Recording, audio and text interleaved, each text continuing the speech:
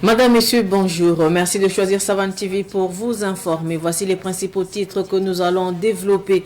L'autorité de régulation du secteur de l'énergie met en avant sa démarche de transparence et de redevabilité dans la gestion de ses missions à travers la présentation de son rapport d'activité 2025.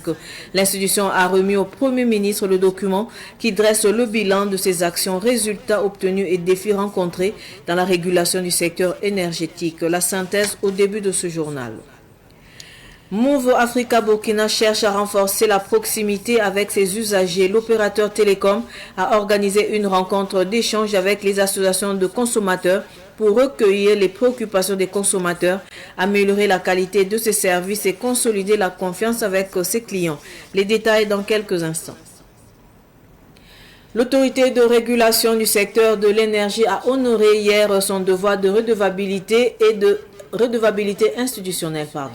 Le président de l'institution, Jean-Baptiste, qui a remis officiellement son rapport d'activité 2025 au Premier ministre Rim Talba Jean-Emmanuel Ouedraogo. La synthèse de Germaine Faram.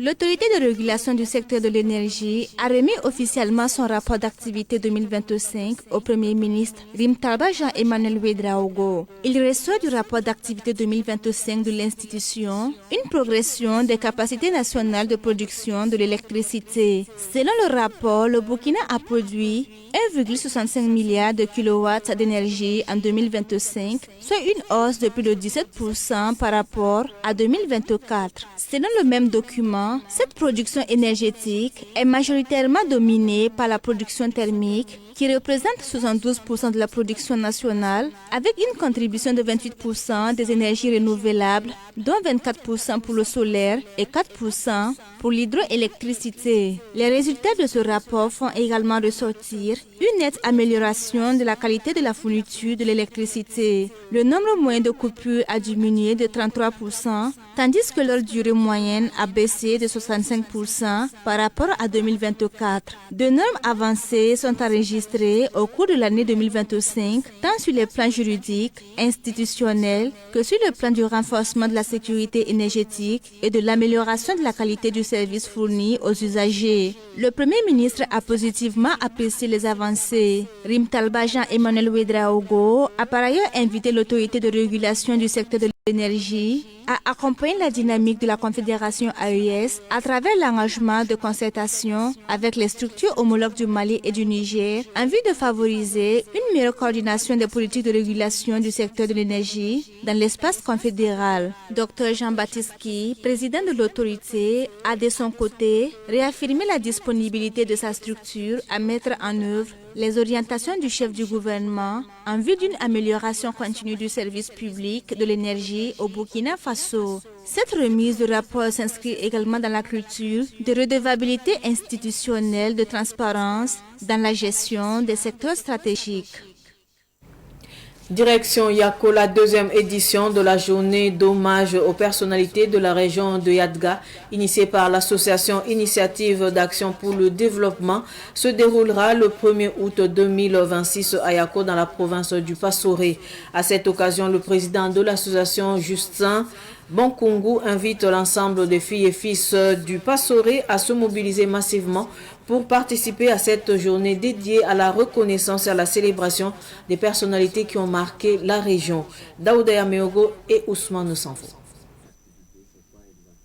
Justement, alors, nous sommes en plein pied dans l'organisation de la deuxième édition de la journée d'hommage aux personnes ressources du Passoré, suivie de remise de vivres aux personnes déplacées de force, ainsi que du matériel et des consommables biomédicaux au CMA de Yako.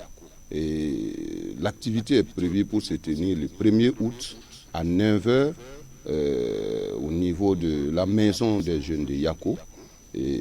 L'activité, il faut le dire, nous l'avons placée sous le patronage du camarade gouverneur de la région de Yadga, de la présidence du camarade haut commissaire de la province du Passoré et également du parrainage du camarade Adama Sino, le PDG de Stofi, la société de transport, et bien évidemment sous les bénédictions de Sa Majesté le Nabe Djigende, le Dima de Yako. Nous lançons un appel à la mobilisation au niveau des ressources humaines, mobilisation au niveau financier, mobilisation au niveau matériel, parce que le Pastoré, son développement échoit au fils de la province.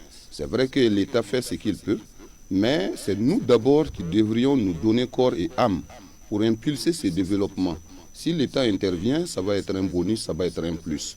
Mais c'est comme on a l'habitude de le dire, aucun développement d'une localité, d'une province, d'un pays ne peut se faire sans l'implication des filles et fils de cette province ou bien de cette localité-là.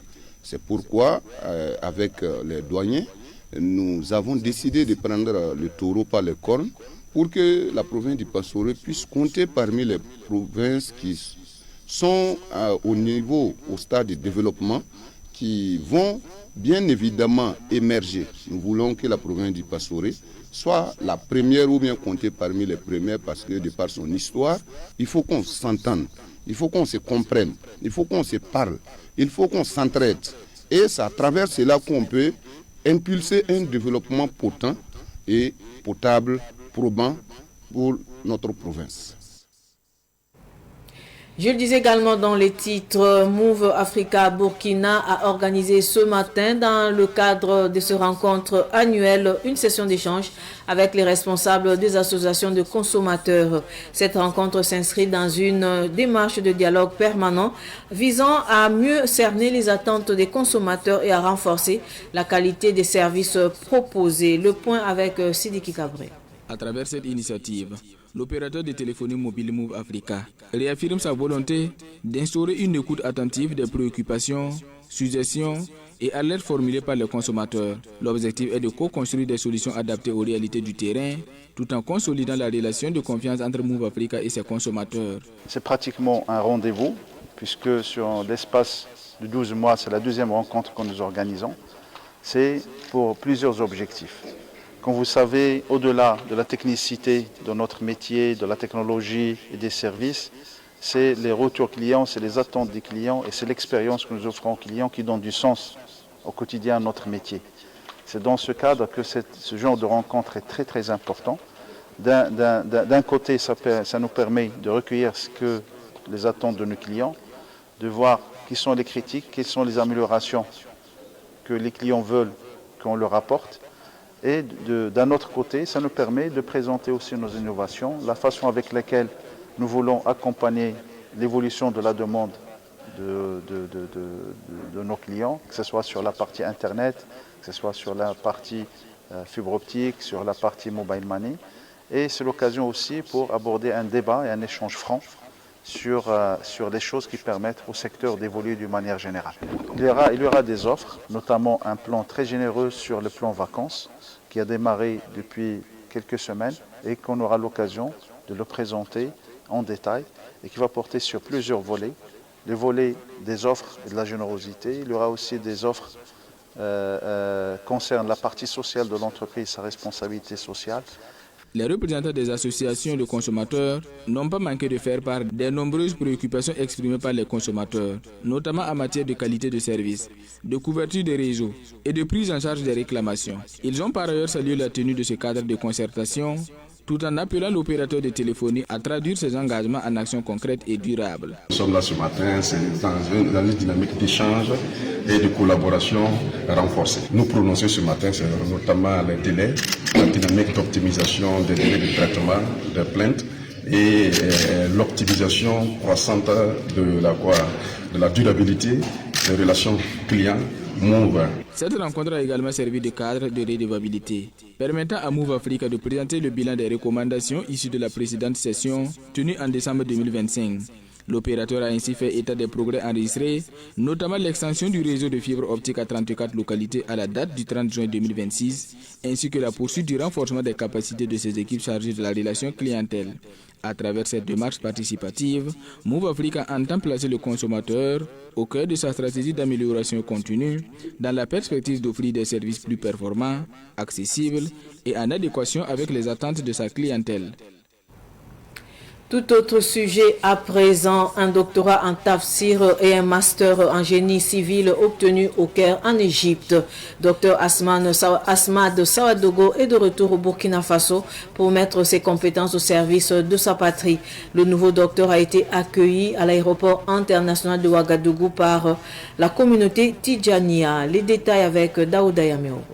Après 7 ans passés en Égypte à étudier, Asmad Sawadogo a obtenu son doctorat en tafsir avec la mention excellent. À ce doctorat s'ajoute un master en génie civil, option construction. De retour au Burkina Faso, le désormais docteur entend mettre ses compétences au service du développement de son pays.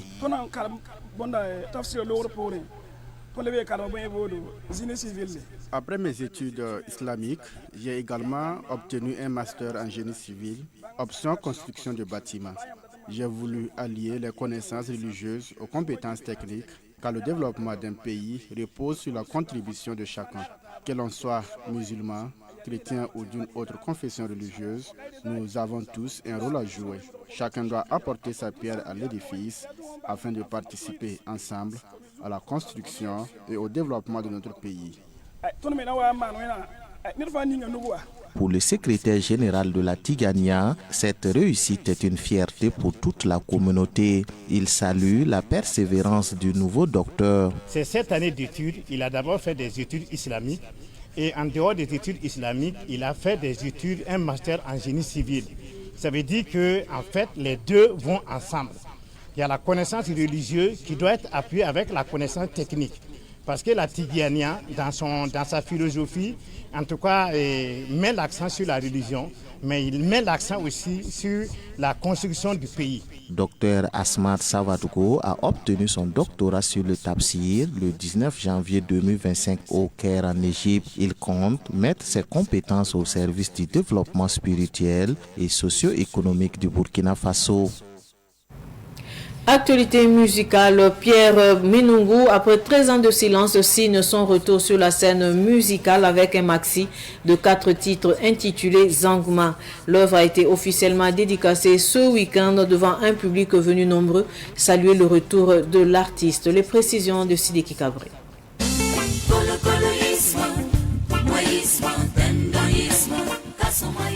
Parmi les titres proposés, le colocoïsme occupe une place particulière. À travers cette composition, l'artiste livre un message fort en faveur de l'humilité.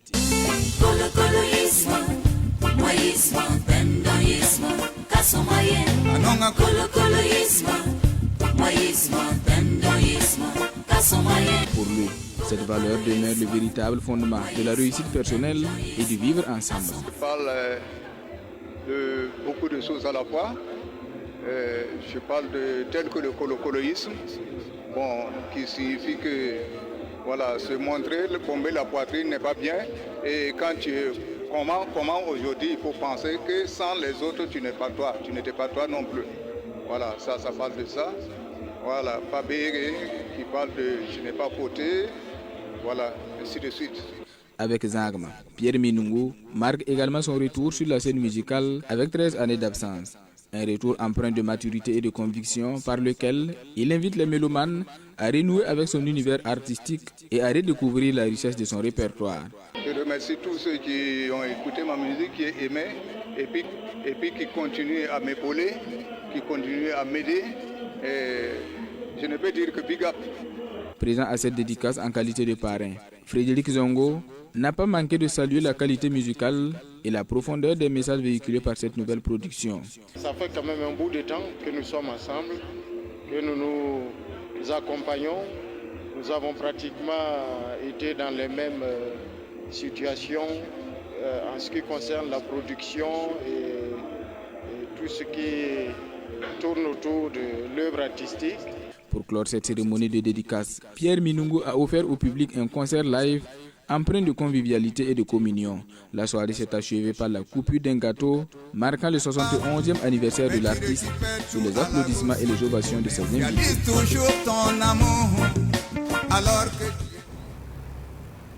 Sport, avant de clore cette édition d'information, les étalons des moins de 20 ans ont réussi leur entrée dans le tournoi de l'UFOAB Yamoussoukro 2026. Ils ont enregistré hier à Yamoussoukro en Côte d'Ivoire une victoire face aux éperviers du Togo de moins de 20 ans. Là, le compte rendu de cette rencontre avec Ruben Wilson-Kodjo. Connaissant le score du premier match du groupe qui a vu la victoire de 4-2 du Nigeria face au Ghana, le Burkina Faso n'avait pas droit à l'erreur face au Togo. C'est ainsi qu'à la deuxième minute, les étalons U20 ouvrent le score avant de se faire rattraper à la 14e minute. Un but partout, c'était le score à la pause. À la reprise, les étalons U20, motivés à bloc, attaquent à outrance. Mohamed Zongo, qui vient de signer à Chelsea, inscrit le deuxième but à la 49e minute.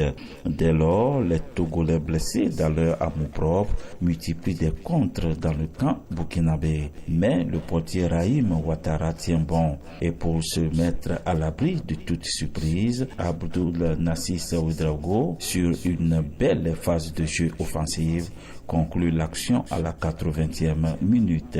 Score final Burkina Faso 3, Togo 1. C'était un match très difficile parce qu'on avait en face de nous une équipe très athlétique et très physique. Voilà, d'entrée de jeu, je pense que c'est vrai, on a marqué au tout début, mais le match était devenu difficile parce qu'on n'arrivait pas à garder le ballon. Alors, il a fallu attendre la mi-temps pour qu'on dise aux enfants, quand tu joues contre une telle équipe, qu'est-ce qu'il faut faire? Et nous leur avons dit ça. Et Dieu merci, nous avons pu scorer 2 fois de plus, ce qui nous donne une très belle victoire ce soir parce que ce n'était pas évident, vu ce que j'ai constaté dans l'équipe togolaise. Dans le vestiaire, les joueurs et encadreurs ont reçu les mots de félicitations du chef de la délégation Emmanuel Rapadem Naba et du chef de mission Nadoumke Kani. Je tiens à vous remercier pour cette belle victoire. C'est vrai qu'à un moment donné, on avait peur, mais par la suite, vous nous avez rassurés. Et moi, je reste vraiment convaincu que nous allons ramener la coupe. Est-ce qu'on peut applaudir pour tout le monde? Vous avez fait le job comme on dit habituellement. Nous sommes très fiers de vous. Nous sommes très fiers de ce que vous avez pu faire comme travail ce soir. Je sais que le meilleur reste à venir. Beaucoup de courage. Le jeudi prochain, le Burkina Faso sera face au Ghana pour le compte de la deuxième sortie des matchs de poule. Oscar Barrow est très confiant. Il ne faut pas dire que le Ghana a perdu contre le Nigeria tout de suite que le match va être facile. Et nous avons affaire à une équipe aussi technique que la nôtre. Donc c'est à nous d'analyser les forces de cette équipe ghanéenne. Je pense que nous les avons regardées aujourd'hui. Nous allons essayer de travailler sur ça.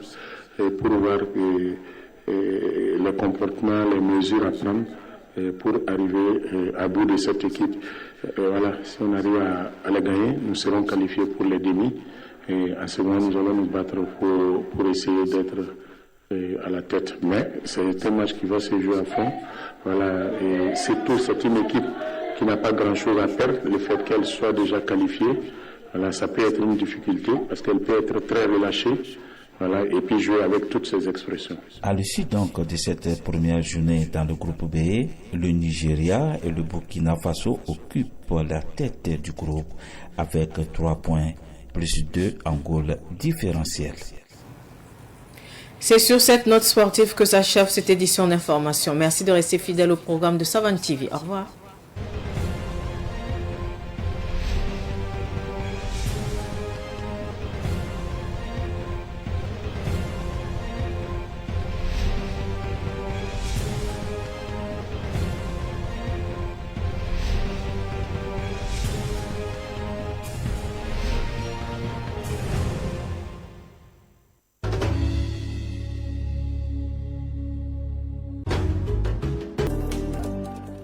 Ce soir, on part à la découverte d'une dame qui a passé 35 ans de sa vie à aider des femmes au Burkina Faso et dans la sous-région souffrante de fistules obstétricales. Elle n'avait pas accès à un centre de santé, donc il y avait, je peux dire que le taux de mortalité maternelle et infantile était énorme. Donc rapidement, j'ai créé un groupement féminin pour sensibiliser ces femmes-là, malgré que les centres de santé sont loin du village, elles n'ont qu'à faire un effort pour aller suivre leur consultation prénatale. Sinon, il y a des femmes qui sont restées dans notre centre pendant 10 ans, pendant 15 ans, pendant 18 ans. Et la famille dans tout ça, personne ne vient. Personne ne vient. Quand une femme est en travail, que les parents puissent l'amener rapidement au centre de santé. L'agent de santé peut examiner et dire s'il faut attendre ou bien s'il faut rester. La population peut venir se soigner là-bas parce que nous avons du personnel vraiment qualifié qui travaille très bien. Des fois, quand je rentre dans notre grenier, dans notre magasin et que je vois qu'il nous reste un sac de riz ou bien 2 sacs de riz, je peux faire des nuits blanches. Je suis là, je ne peux pas dormir.